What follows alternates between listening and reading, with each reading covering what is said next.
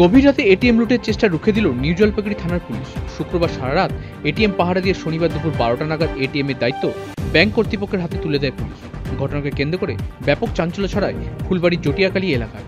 জানা গিয়েছে শুক্রবার রাত 1টা নাগাদ জটিয়াকালী এলাকায় একটি রাষ্ট্রায়ত্ত ব্যাংকের এটিএম লুটের চেষ্টা করে দুষ্কৃতীরা। রীতিমতো gas cutter machine, gas cylinder সহ বহু সরঞ্জাম নিয়ে এটিএম কাউন্টারে হাজির হয় দুষ্কৃতীরা।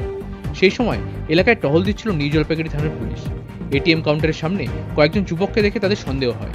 গাড়ি থেকে নেমে বিষয়টি খোঁজ নেওয়ার চেষ্টা করতেই পুলিশ কর্মীরা বুঝতে পারেন ভেতরে গ্যাস কাটার দিয়ে এটিএম এর ভল্ট কাটার চেষ্টা চলছে।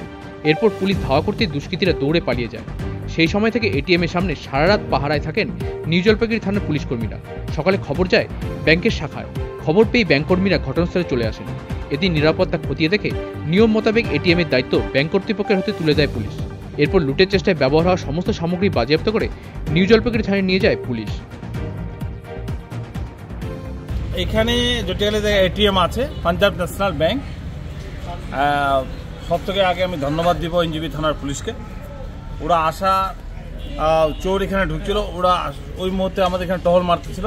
চোরকে ওরা প্রচণ্ড ধরনের এদিক থেকে ওদিক পিটানি দিয়েছে। আমার গ্রামের লোকও উঠছিলাম আমরা, তো ওরা পুরো লুট করতে পারে। 1টা থেকে 1:30 এর আগে ঘটেছিল পাঞ্জাব, ওই সেন্ট্রাল ব্যাংকে হয়েছিল। এটিএমের পরিস্থিতি ঠিকই আছে, কোনো টাকা পয়সা ওরা লুট করতে পারে। সিকিউরিটি নেই, সিকিউরিটি থাকলে তো অনেক ভালো হয়, সুবিধা হয় আমাদের। শিলিগুড়ি থেকে মিঠুন ভট্টাচার্যের রিপোর্ট, উত্তরবঙ্গ সংবাদ।